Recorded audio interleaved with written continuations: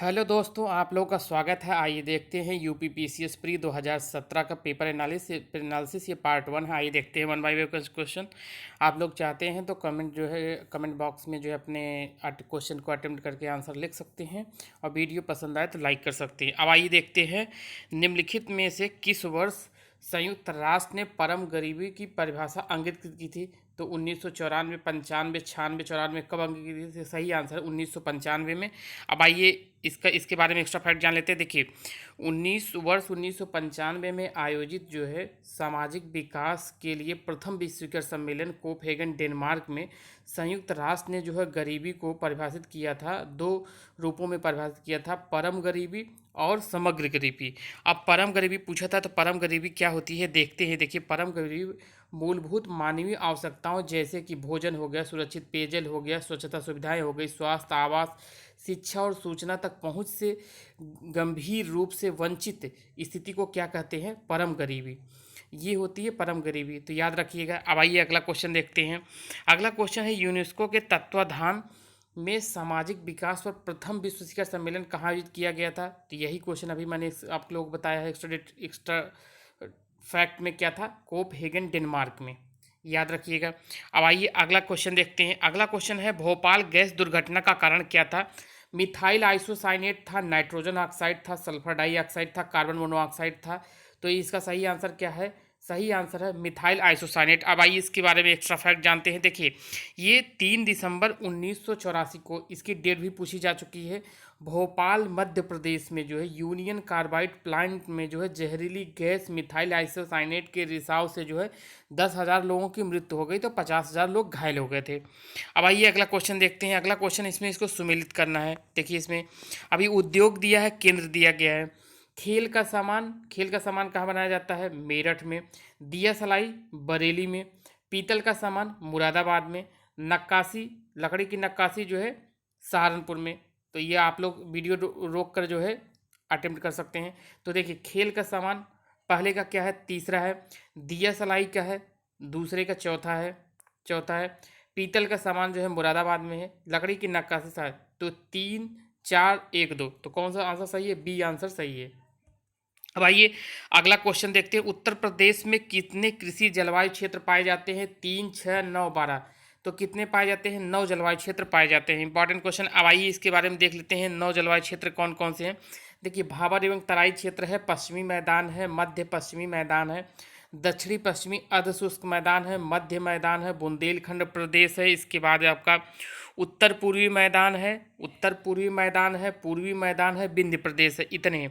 अब आइए अगला क्वेश्चन देखते हैं। निम्नलिखित में से कौन एक राज्य आर्थिक दृष्टि से, कौन सा ऐसा राज्य है जो राज्य आर्थिक दृष्टि से सबसे ऊपर लेकिन लिंगानुपात के आधार पर सबसे नीचे? देखिए, इसमें मध्य प्रदेश है, महाराष्ट्र है, पश्चिम बंगाल है, हरियाणा है। तो कौन सा राज्य है? ये है हरियाणा।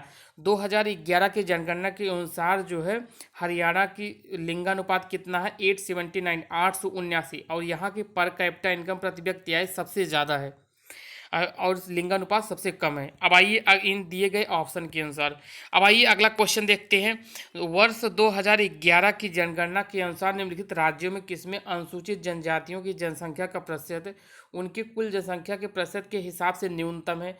तो ऑप्शन है उत्तर प्रदेश, बिहार, तमिलनाडु, केरल। ये बताना है कि जैसे किसी राज्य की जनसंख्या उसमें जो है कितनी अनुसूचित जनजाति है, उनका प्रतिशत जो कहाँ सबसे कम है। तो इसका सही आंसर क्या है? उत्तर प्रदेश। उत्तर प्रदेश की जनसंख्या है 19 करोड़ जो है 90 लाख के आसपास इसकी जनसंख्या है। 19 करोड़ जो है 98 लाख के आसपास, 19 करोड़ जो है 98 लाख के आसपास इसकी जनसंख्या है। उसमें जो है 11.15 11.5 लाख के आसपास इसमें अनुसूचित जनजाति है। तो दिए गए ऑप्शन में सबसे कम कहाँ पे है? 0.6% कहाँ पे? उत्तर प्रदेश में। याद रखिएगा, न्यूनतम जनसंख्या कहाँ? उत्तर प्रदेश में, दिए गए ऑप्शन के अनुसार। अब आइए इसके बारे में अनुसूचित जनजातियों के बारे में जान लेते हैं। सबसे पहले इसमें जान लेते हैं कि सबसे ज़्यादा जनसंख्या के आधार पर 5 राज्य कौन है अनुसूचित जनजातियों के। तो देखिए, मध्य प्रदेश में 1,53,00,000 है, महाराष्ट्र में 1,05,00,000 है, उड़ीसा में 95 लाख, राजस्थान में जो है 92 लाख, गुजरात में 86 लाख। इतना याद रखिए। 5 राज्य जो है जनसंख्या के आधार पर मध्य प्रदेश, महाराष्ट्र, उड़ीसा, राजस्थान, गुजरात। ये मेंस में क्वेश्चन पूछा जा चुका है 5 राज्यों का जो है। उत्तर प्रदेश पीसीएस मेंस में 5 राज्यों को याद कर लिए, इंपॉर्टेंट है। जब तक अगला सेंसस नहीं आ जाता 2011 का ही डेटा इंपॉर्टेंट है। अब कुल जनसंख्या में जो है एसटी की जनसंख्या के प्रतिशत के हिसाब से सर्वाधिक कहाँ देखिए, लक्षद्वीप में 94.8 है, मिजोरम में 94.4 है और नागालैंड में 86.1। ये भी याद रखिएगा। अब देखिए जो क्वेश्चन में पूछा गया था प्रतिशत के हिसाब से न्यूनतम कौन कौन से राज्य हैं। देखिए पंजाब, हरियाणा, चंडीगढ़, दिल्ली, पौंडीचेरी। यहाँ पे क्या है 0%। यहाँ पे ईएसटी है ही नहीं, मतलब अनुसूचित जनजाति इसमें यहाँ पे नहीं है। उसके बाद उत्तर प्रदेश में 0.6% है, तमिलनाडु में 1.1 है, बिहार में 1.3। इतने फैक्ट याद रखिए। अब आइए अगला क्वेश्चन देखते हैं। अगला क्वेश्चन है वर्ष 2011 की जनगणना के अनुसार निम्न राज्यों में से किसमें जो है कमी आई है। मतलब 2001 से लेके 2011 के 10 की वृद्धि में किसमें कमी आई है। तो ये कौन सा राज्य है, देखिए नागालैंड है, त्रिपुरा है, मणिपुर, मिजोरम है। तो इसमें कौन सा राज्य सही है, नागालैंड है। नागालैंड में -0.6% की जो है कमी आई थी। यहाँ की जनसंख्या क्या है, यहाँ की जनसंख्या जो है 19,90,000 थी और उसका कम होकर जो है 19,78,000 हो गई थी, 19,78,000। तो नागालैंड की जो है -0.6% की कमी हुई थी और सभी राज्यों में कुछ न कुछ बढ़ोतरी हुई थी। आइए अब अगला क्वेश्चन देखते हैं। भारत सरकार द्वारा अनुमोदित सक्षम परियोजना किससे संबंधित है। तो देखिए सक्षम परियोजना की अनुसूचित जाति एवं अनुसूचित जनजाति जनसंख्या के विकास से प्रभावी आपदा प्रबंधन हेतु सैन्य इकाई से नवीन अप्रत्यक्ष नेटवर्क से दिव्यांग युवाओं के आत्मविश्वास के सृजन के लिए। तो सक्षम परियोजना जो है किससे संबंधित है, ये नवीन अप्रत्यक्ष नेटवर्क कर से संबंधित। ऑप्शन सी सही है। अब आइए इसके बारे में जान लेते हैं। देखिए सक्षम परियोजना को जो है सितंबर 2016 में जो है कैबिनेट द्वारा मंजूरी प्रदान की गई थी और ये 7 वर्ष के लिए योजना का जो है कार्यान्वयन, जो 7 वर्ष के लिए इसका टाइम पीरियड फिक्स किया गया था। अब ये किस लिए चलाएगी, वस्तु एवं सेवा कर के कार्यान्वयन में सहायता के लिए। वस्तु एवं सेवा कर के कार्यान्वयन में सहायता के लिए सक्षम परियोजना चलाई गई थी 2016 में, याद रखिएगा, इंपॉर्टेंट है। अब आइए अगला क्वेश्चन देखते हैं। 11वीं पंचवर्षीय योजना के दौरान जो है शिशु मृत्यु दर, इन्फेंट मोर्टेलिटी रेट को कम करने के लिए। अब शिशु मृत्यु दर के बारे में पहले जान लेते हैं। देखिए शिशु मृत्यु दर क्या होती है। शिशु मृत्यु दर जो होती है प्रति 1,000 जीवित जन्मे शिशुओं में से 1 वर्ष या इससे कम मर गए शिशुओं की संख्या क्या होती है। प्रति 1,000 जीवित जन्मे शिशुओं में से जो है 1 वर्ष या इससे कम में मर गए शिशुओं की संख्या जो होती है इन्फेंट मोर्टेलिटी रेट या शिशु मृत्यु दर होती है। अब पूछ रहा है 11वीं पंचवर्षीय योजना में जो है क्या लक्ष्य था। तो देखिए इसमें 27 प्रति 1,000 है, 28 प्रति 1,000 लाइव बर्थ है, 29 1,000 है, 30 1,000 है। तो इसका सही आंसर क्या है, इसका सही आंसर है 28 प्रति 1,000 लाइव बर्थ। अब 12वीं पंचवर्षीय में क्या फिक्स किया गया था, 25 प्रति 1,000 लाइव बर्थ जो है 1,000 जो है 1,000 बच्चों पर जो है 1 साल या इससे कम बच्चों की जो है डेथ, 25 बच्चों की डेथ का लक्ष्य रखा गया था 12वीं पंचवर्षीय योजना में। और 11वीं पंचवर्षीय में 28 प्रति 1,000 लाइव बर्थ। अब आइए अगला क्वेश्चन देखते हैं। अगला क्वेश्चन है भारत सरकार द्वारा आरंभ की गई निम्न योजनाओं को जो है समय क्रम व्यवस्थित करना है। सुकन्या समृद्धि, अटल पेंशन योजना, मेक इन इंडिया है, प्रधानमंत्री जन धन। सबसे पहले देखिए इसका आंसर दिया गया तो इसमें इसका कोई आंसर सही नहीं है। तो अब आइए इनकी योजनाओं के बारे में जान लेते हैं, इनकी क्या डेट थी। देखिए प्रधानमंत्री जन धन योजना जो है ये 28 अगस्त जो है 2014 को शुरू की गई थी, 28 अगस्त। मेक इन इंडिया जो है शुरू की गई थी आपकी जो है 25 अगस्त जो है 2000 जो है आपके 14 में शुरू की गई थी, 2014 में। देखिए ये क्या है, ये जो है आपका 28 अगस्त है, ये है 25 सितंबर को शुरू की गई थी। इसके बाद सुकन्या समृद्धि योजना जो है 22 जनवरी 2015 को शुरू की गई थी। अटल पेंशन योजना शुरू की गई थी जो है आपकी 9 मई 2015 को। तो देखिए सबसे पहले कौन सी है, प्रधानमंत्री फोर्थ है, फोर्थ के बाद जो है थर्ड है, थर्ड के बाद जो है सुकन्या समृद्धि फर्स्ट है, इसके बाद अटल पेंशन योजना जो है सेकंड है। तो आप आइए इसके बारे में देखिए, यही लिखा गया है प्रधानमंत्री जनधन योजना जो है 28 अगस्त 2014, मेक इन इंडिया जो है 25 सितंबर 2014, सुकन्या समृद्धि योजना जो है 22 जनवरी 2015, अटल पेंशन योजना जो है 9 मई 2015। इंपॉर्टेंट है, बहुत सारे एग्जाम से पूछा जाए, पीसीएस में भी क्वेश्चन आया है। ये पीसीएस 2017 का ही पेपर है। अब आइए देखते हैं, ब्रिक्स देशों द्वारा जो है कौन सा बैंक चीन में स्थापित किया गया था? New industrial development, new agriculture development, new development bank या न्यू कॉमर्स। तो ब्रिक्स देशों द्वारा कौन सा बैंक चीन में स्थापित किया गया था? तो न्यू डेवलपमेंट बैंक। अब आइए इसके बारे में जान लेते हैं। देखिए, ये जुलाई 2014 में जो है 6वां ब्रिक्स शिखर सम्मेलन कहाँ हुआ था? ये फोर्टलेजा ब्राज़ील में हुआ था जुलाई 2014 में। उसमें जो है ब्रिक्स देशों के नेताओं ने एक समझौता ज्ञापन पर हस्ताक्षर किया था कि न्यू डेवलपमेंट बैंक की स्थापना के लिए। तो ये इंपॉर्टेंस को याद रखिएगा। अब इसका हेडक्वार्टर कहाँ, मुख्यालय कहाँ पे? संघाई चीन में। इस समय इसके प्रेसिडेंट कौन है? न्यू डेवलपमेंट केवी कामत है, भारत के केवी कामत। अब आइए अगला क्वेश्चन देखते हैं। ये है बुलक कैपिटलिस्ट, मतलब बैल पूंजीगत किसे कहा गया है? गरीब किसानों को, धनाढ्य किसानों को, उन किसानों को जिनके पास कुछ संसाधन तो हैं पर धनाढ्य नहीं है, उन किसानों को जो बड़े जमींदार हैं। तो बुलक कैपिटलिस्ट किसको कहा जाता है? सी आंसर सही है, उन किसानों को जिनके पास कुछ संसाधन तो है पर धनाढ्य नहीं है। अब आइए इसके बारे में जान लेते हैं डिटेल में। देखिए, बुलक कैपिटलिस्ट किसको कहा जाता है? वे किसान जो भूमिहीन कृषक, श्रमिक या सीमांत किसानों के अंतर्गत नहीं आते हैं, वे किसान जो जमींदारों या धनाढ्य किसानों की श्रेणी में नहीं आते हैं, लेकिन वे किसान जिनके पास मध्य आय और संसाधन युक्त होते हैं, उन किसानों को क्या कहा जाता है? बुलक कैपिटलिस्ट कहा जाता है, याद रखिएगा। अब आइए देख लेते हैं सीमांत किसान। ये भी पूछा गया यूपी लोअर में क्वेश्चन में। सीमांत किसान किसे कहा जाता है? देखिए, वे किसान जिनके पास कृषि जोतों का आकार और या कृषि योग्य भूमि 1 हेक्टेयर से कम होती है। लघु किसान के बारे में जान लेते हैं, जिनका कृषि जोतों का आकार या कृषि योग्य भूमि जो है 1 हेक्टेयर से 2 हेक्टेयर के बीच होती है। अर्ध मध्यम भूमि जो होती है, वे किसान जिनके कृषि जोतों का आकार या कृषि योग्य भूमि 2 हेक्टेयर से 4 हेक्टेयर होती है। मध्यम किसान क्या होते हैं? जिनका कृषि जोतों का आकार या कृषि योग्य भूमि जो 4 हेक्टेयर से 10 हेक्टेयर होती है। बड़े किसान क्या होते हैं? जिनका कृषि जोतों का आकार या कृषि योग्य भूमि कितनी होती है? 10 हेक्टेयर से अधिक होती है। तो इतना फैक्ट याद रखिएगा। अब आइए अगला क्वेश्चन देखते हैं। निम्न परियोजनाओं पर जो है विचार कीजिए। देखिए, ये ऑप्शन दिया गया है, निम्न परियोजनाओं पर विचार करना है, इनके जो है कालानुक्रम जो है क्रोनोलॉजिकल ऑर्डर में लगाना है। अब आइए देखते हैं। देखिए, प्रधानमंत्री जनधन योजना है, digital gender Atlas for advancing girls, प्रधानमंत्री सुरक्षा बीमा योजना, बैंक मुद्रा योजना। तो इसमें देखिए, प्रधानमंत्री जनधन योजना अभी इसमें पूछा गया था। देखिए, 28 अगस्त 2014 को शुरू किया गया था। Digital gender Atlas for advancing girls education, तो ये शुरू किया गया था मार्च 2015 में। और इसके बाद मुद्रा योजना कब शुरू की गई थी? ये शुरू की गई थी 8 अप्रैल को 2015 में। प्रधानमंत्री सुरक्षा योजना जो है इसके बाद शुरू की गई थी। तो इसमें कौन सा सही है? पहले नंबर पे पहला है, पहले के बाद इसमें दूसरा है, दूसरे के बाद इसमें है मुद्रा योजना है, मुद्रा योजना के बाद है प्रधानमंत्री सुरक्षा बीमा योजना। अब ये है 1, 2, 4, 3। अब आइए इसके ईयर के बारे में देख लेते हैं, एग्जैक्ट डेट क्या थी। प्रधानमंत्री जनधन योजना 28 अगस्त 2014 को। Digital gender Atlas for advancing girls education in India है 9 मार्च 2015 को। मुद्रा योजना जो 8 अप्रैल 2015 को। प्रधानमंत्री सुरक्षा बीमा योजना जो है 9 मई 2015 को शुरू की गई थी। तो इसको ईयर याद कर लीजिए, कभी भी पूछा जा सकता है। तो आइए अगला देखते हैं। आप देखिए निम्नलिखित में कौन सा सुमेलित नहीं है। देखिए, उदय योजना किस लिए चलाई गई थी? उदय योजना चलाई गई थी विद्युत वितरण करने वाली कंपनियों की वित्त पोषण के लिए। हाँ, ये सही है। अब हृदय योजना किस लिए चलाई गई थी? विरासत वाले शहरों का संरक्षण और पुनर्जीवन के लिए। हाँ, भी सही है। अमृत योजना चलाई गई थी शहरों में मूलभूत संरचना सुधार के लिए। ये भी सही है। अब स्वच्छ भारत मिशन, स्वच्छ भारत मिशन जो है साफ सफाई के लिए चलाई गई थी। ये 2 अक्टूबर 2014 को गांधी जी की जयंती पर चलाई गई थी। तो स्वच्छ भारत मिशन जो है स्वच्छता के लिए चलाया गया था, शुद्ध पेयजल के लिए नहीं।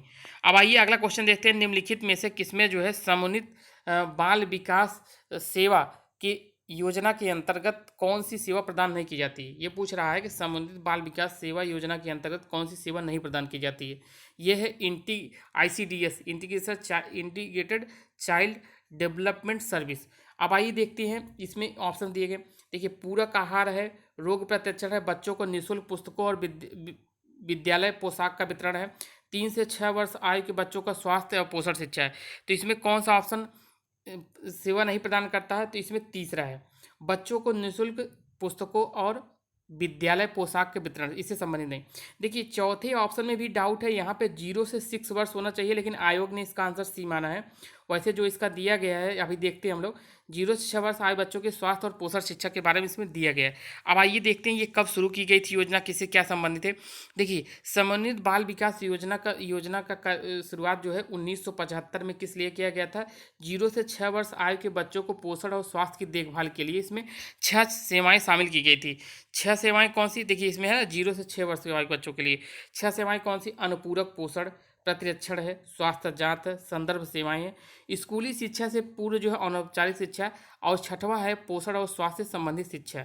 तो इतना याद रखिएगा, ये 1975 में शुरू की गई थी, 0 से 6 आयु वर्ष के बच्चों के लिए जो पोषण और स्वास्थ्य की देखभाल के लिए शुरू की गई थी।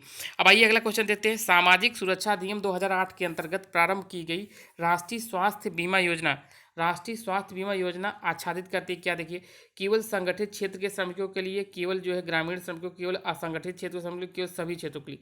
तो ये जो है सामाजिक सुरक्षा अधिनियम 2008 के अंतर्गत राष्ट्रीय स्वास्थ्य बीमा सुरक्षा योजना शुरू की थी, किसके लिए की, ये की गई थी केवल असंगठित क्षेत्र के श्रमिकों के लिए शुरू की गई थी।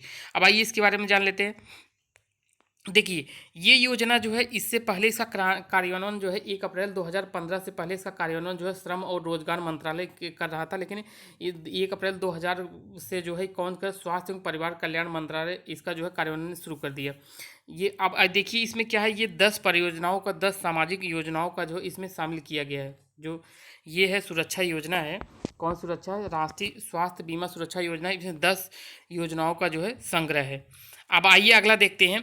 निम्नलिखित में से कौन एक world economic forum global gender gap index के आकलन हेतु प्राचाल्य या वही कहते हैं मापदंड के रूप में प्रयुक्त नहीं होता है। तो देखिए, स्वास्थ्य है, आर्थिक स्थिति है, शिक्षा है, आराम है। तो पहले इसके बारे में जान लीजिए क्या क्या इसमें आता है। इसमें इसको अगर ट्रिक्स याद कर सकते हैं, इसको हीप याद कर लीजिए।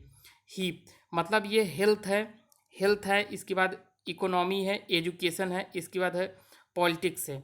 तो देखिए, इसमें स्वास्थ्य भी है, आर्थिक स्थिति भी है, शिक्षा भी, लेकिन आराम नहीं। तो इसका सही आंसर क्या है, मापदंड में कौन सा शामिल नहीं है, तो ये है आराम शामिल नहीं है। अब देखिए, भी पूछा जाता है ग्लोबल जेंडर इंडेक्स कौन जारी करता है, तो ये वर्ल्ड इकोनॉमिक फोरम जारी करता है, ये भी याद रखिएगा। इसमें ये देखा जाता है इन पैरामीटर्स पे, इसमें 4 पैरामीटर होते हैं, इनमें देखा जाता है मेल फीमेल में, मतलब औरतों को पुरुषों के मुकाबले कितनी सुविधाएं किसमें दिया जा रहा है। तो मापदंड जो है ग्लोबल जेंडर गैप इंडेक्स में जो है, इसमें कौन कौन से पैरामीटर हैं, देखिए, पहला है आर्थिक भागीदारी, मतलब है इसमें है कि इकोनॉमिकल पार्टिसिपेशन एंड अपॉर्चुनिटी हो गई। दूसरा है इसमें शैक्षिक उपलब्धि, मतलब एजुकेशनल अटेनमेंट है। तीसरा इसमें है स्वास्थ्य अन उत्तरजीविता, मतलब इसमें हो गई हेल्थ एंड सर्वाइवल हो गया। राजनीतिक सशक्तिकरण, मतलब इसमें पॉलिटिकल इंपावरमेंट हो गया। इसको क्या ट्रिक्स याद रख सकते हैं, हीप याद कर लिए, कभी भूलेगा नहीं।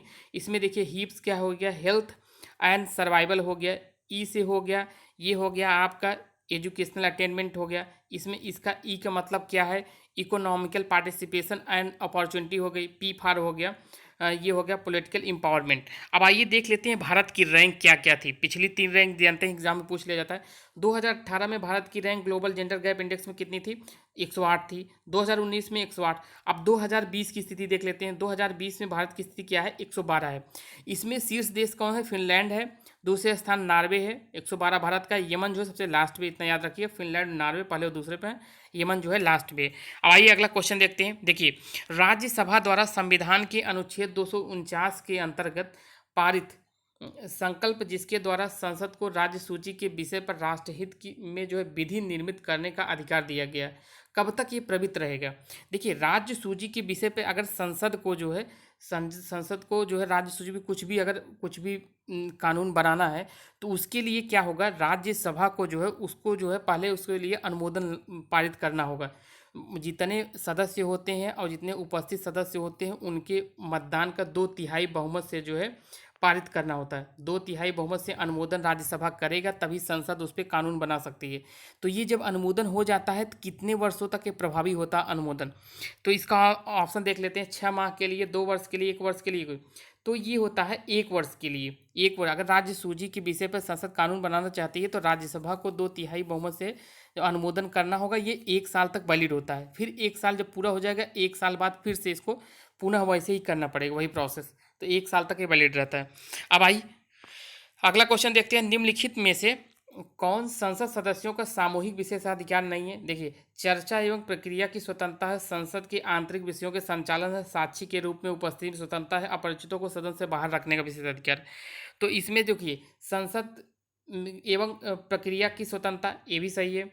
संसद में आंतरिक विषयों के संचालन के लिए, ये भी सही है। अपरिचितों को सदन से बाहर, ये भी है। ये संसदों के जो है सामूहिक विशेषाधिकार का अधिकार है। लेकिन इसमें कौन सा नहीं है पूछ रहा है, तो साक्षी के रूप में उपस्थिति स्वतंत्रता, अगर उसकी उपस्थिति जरूरी है तो उसको किसी और को, वो अपने जो उसका सदस्य, संसद सदस्य है, उसको खुद ही उपस्थित होना पड़ेगा, उसके साथ कोई और उपस्थित नहीं हो सकता है। ये सामूहिक विशेषाधिकार के अंतर्गत नहीं आता है। अब आइए अगला क्वेश्चन देखते हैं। इसमें है, निम्नलिखित में से कौन एक क्षेत्रीय परिषदों का लक्षण नहीं है?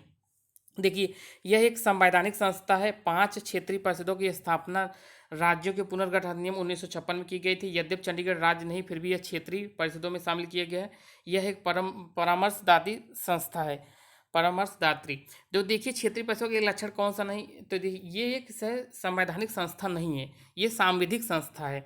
तो आइए अब इसके बारे में जान लेते हैं। देखिए, ये क्षेत्रीय परिषद जो है कि सांविधिक निकाय है। ये जो है संविधान के तहत कानून नहीं बनाया गया, सांविधिक निकाय है। ये इसका क्या है, इसका उद्देश्य क्या है? ये राज्यों के बीच जो है अंतर राज्य सहयोग और समन्वय को बढ़ाने के लिए बनाई गई है। और राज्य पुनर्गठन अधिनियम 1956 के तहत ये क्षेत्रीय परिषदों का गठन किया गया। इसमें कितनी की संख्या कितनी है? 5 है। कौन है? उत्तरी क्षेत्रीय है, दक्षिणी क्षेत्रीय परिषद, मध्य है, पूर्वी है, पश्चिमी है। अब इनका देखिए, इनका कार्य क्या होता है? ये विभिन्न क्षेत्रों में आपसी हितों के मामलों और चर्चा में सिफारिशें करना। ये राज्यों के बीच जो है समन्वय बनाने के लिए जो है उनके आपसी हितों को जो है उसको संतुलित करने के लिए ये बनाई गई हैं। ये इंपॉर्टेंट है, याद रखिएगा। अब आइए आगे देखते हैं। निम्नलिखित कथनों पर विचार कीजिए, इनमें से कोर्ट में अपना उत्तर चुनिए। अब ये देखिए, राज्यपाल को उच्च न्यायालय के न्यायाधीश की नियुक्ति का अधिकार नहीं है। यह विधानमंडल का हिस्सा नहीं है। उन्हें जो है विधान परिषद में कुछ सदस्यों को मनोनीत करने का अधिकार है, और उनके पास जो है न्यायिक शक्ति नहीं है। तो राज्यपाल के बारे में देखिए, राज्यपाल के बारे में कौन सा कथन जो है इसमें सही है बताना। राज्यपाल को उच्च न्यायालय के न्यायाधीश की नियुक्ति का अधिकार नहीं है, ये सही है। राष्ट्रपति को ये अधिकार है। वह विधानमंडल का सदस्य नहीं होता, गलत। विधानमंडल का सदस्य होता है। उन्हें विधान परिषद में कुछ सदस्यों को मनोनीत करने का अधिकार, सही। 1/6 मनोनीत करने का अधिकार, उनके पास कोई न्याय शक्ति नहीं, गलत। तो इसमें पहला और तीसरा सही है। तो कौन सा ऑप्शन सही है? इसमें बी ऑप्शन सही है, राज्यपाल का। तो याद रखिएगा। अब आइए देखते हैं, राज्यपाल के बारे में कुछ जान लेते हैं, चीज़ें जो एग्जाम में पूछी जाती हैं। तो देखिए, इसमें पूछा जाता है राज्यपाल की नियुक्ति जो होती है, राष्ट्रपति राज्यपाल की नियुक्ति किस अनुच्छेद के तहत करता है? अनुच्छेद 155 के तहत। अब राज्यपाल की पदावधि की बात किसमें की गई? 156 में बात की गई है। अब देखिए, राज्यपाल जो है राष्ट्रपति के प्रसाद पर्यंत अपना पद धारण करता है, ये 156(1) में कहा गया है। 156(2) में क्या होता है कि राज्यपाल जो है अपना त्यागपत्र किसे देता है? राष्ट्रपति को देता है, 156 में, आर्टिकल 156(2) में। अब आइए अगला देखते हैं, 157 में क्या है कि इसमें अहर्ताएँ क्या है? राज्यपाल की अहर्ताएँ 157 में दी गई हैं। वह भारत का नागरिक होगा, वह 35 वर्ष की आयु पूरी कर चुका हो, वह 35 वर्ष की आयु पूरी। अब देखिए, राज्यपाल और राष्ट्रपति में एक डिफरेंस होता है कि बाई बर्थ जो है उसको भारत का नागरिक होना चाहिए राष्ट्रपति को, लेकिन राज्यपाल के केस में ऐसा नहीं है। वह अगर कोई मान लीजिए भारत की नागरिकता ले लिया हो, तब भी वो राज्यपाल बन सकता है, राष्ट्रपति नहीं बन सकता। राष्ट्रपति जो यहाँ जन्म से होगा वही राष्ट्रपति बने। राज्यपाल जो है कोई बाहर से आके भारत की नागरिकता ले लिया है तो वो भी जो है राज्यपाल बन सकता है। तो भारत का नागरिक हो और 35 वर्ष की आयु पूरी, यही दोनों में डिफरेंस है। अब देखिए 158। अब ये है कि राज्यपाल पद के लिए शर्तें क्या है। तो देखिए, राज्यपाल जो है जब राज्यपाल बनेगा वो किसी सदन, जैसे संसद, राज्यसभा या लोकसभा या राज्य जैसे विधानमंडल का सदस्य नहीं होना चाहिए। अगर वो उस समय सदस्य है, राज्यपाल बनते ही ये मान लिया जाएगा कि वो पद से जो है पदमुक्त हो गया है। और इसका ये है, और इसमें देखिए लाभ का कोई पद धारण नहीं करेगा, ये भी इंपॉर्टेंट, लाभ का पद धारण। राज्यपाल पद के लिए शर्तें जो है अनुच्छेद 158 में। अब एक तीसरा इसमें बहुत इंपॉर्टेंट जो अक्सर एग्जाम में पूछा जाता है, अगर कोई व्यक्ति 2 या 2 से अधिक राज्यों का राज्यपाल बनाया जाता है तो उसकी उपलब्धियां और भत्ते जो होते हैं, जो राष्ट्रपति जो है जिस अनुपात में डिसाइड करेगा अपने आदेश द्वारा, उसी अनुपात में उसको दिया जाएगा। ये इंपॉर्टेंट है। अब अगला है, उपलब्धियां और भत्ते उसकी पदावधि के दौरान जो है कम नहीं किए जा सकते। ये इंपॉर्टेंट है। राज्यपाल की जो उपलब्धियां और भत्ते हैं उसकी, जब तक वो राज्यपाल है उस दौरान उसको कम नहीं किए जा सकते हैं। अब देखिए, ये है कि राज्यपाल द्वारा जो है शपथ का प्रतिज्ञान, देखिए शपथ इसको कौन दिलाता है? न्यायमूर्ति दिलाता है। उच्चतम न्यायालय का जो है मुख्य न्यायाधीश, या उच्च न्यायालय का जो है मुख्य न्यायाधीश, या जो है ज्येष्ठतम जो न्यायमूर्ति होगा उसकी, अगर ये उपस्थित नहीं है, मुख्य न्यायाधीश उपस्थित नहीं है, तो ज्येष्ठतम जो न्यायाधीश होगा वही इसको दिलाएगा। अब देखिए राज्यपाल का शपथ प्रतिज्ञान, देखिए अनुसूची 3 में जो है, अनुसूची 3 में सबका जो है दिया गया है शपथ के लिए, लेकिन इसका नहीं दिया गया। इसका और राष्ट्रपति का अनुच्छेद 60 में दिया गया है शपथ और प्रतिज्ञान, और राज्यपाल का 159 में दिया गया है, इसलिए याद रखिएगा। अब आइए देखते हैं अनुच्छेद 161।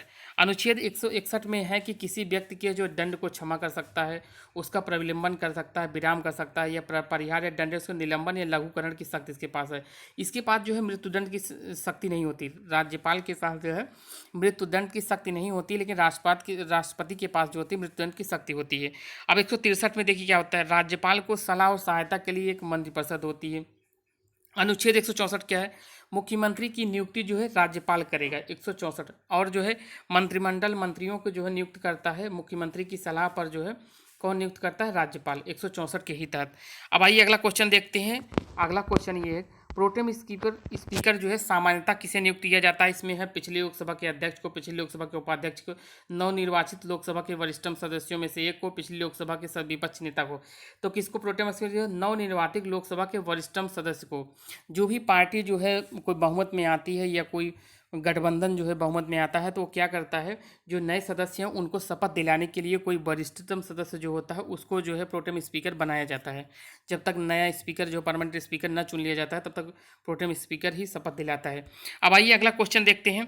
अगला क्वेश्चन है, निम्नलिखित में से कौन से अनुच्छेद में 21 के दायरे में, कौन सा अनुच्छेद 21 के दायरे में नहीं आता।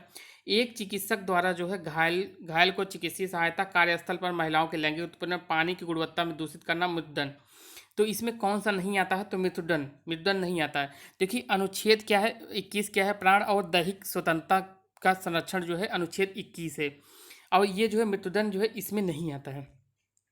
अब आइए देखिए, ये इतने क्वेश्चन थे। अगला पार्ट मैं अपलोड कर दूंगा आज शाम को या कल सुबह, इसको मैं अपलोड कर दूंगा। अब आप लोगों को वीडियो कैसा लग रहा है आप लोग कमेंट बॉक्स में कर सकते हैं, कमेंट कर सकते हैं। अगर पसंद आ रहा है तो लाइक कर सकते हैं। थैंक यू फॉर वॉचिंग, मिलते हैं नेक्स्ट वीडियो।